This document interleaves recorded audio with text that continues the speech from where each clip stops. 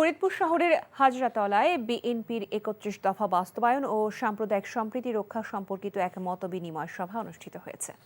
সভায় জাতীয়তাবাদী যুবদলের কেন্দ্রীয় কমিটির নির্বাহী কমিটির সাবেক সহসভাপতি মাহবুবুল হাসান ভূঁইয়া পিঙ্কু বলেছেন, শেখ হাসিনাকে পালিয়ে যেতে দেওয়া কোনো মতেই ঠিক হয়নি, কারণ তিনি পাশের দেশে পালিয়ে গিয়ে নিজেকে নিরাপদে রেখে একের পর এক ষড়যন্ত্র করছেন।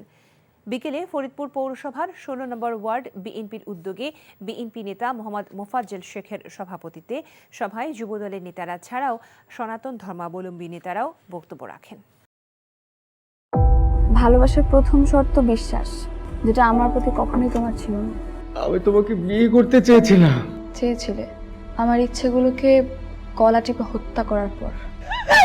নিলয়ের হঠাৎ এমন চেঞ্জ আমার ভালো লাগছে না। তোমার নিলয়কে নিয়ে টেনশন করতে হবে না। আমি ভুল মানুষকে ভালোবেসেছি। আপনি ডাক্তার? জি। কিসের ডাক্তার আপনি? মেডিসিন, গাইনি, অর্থোপেডিক নাকি সাইকোলজিস্ট?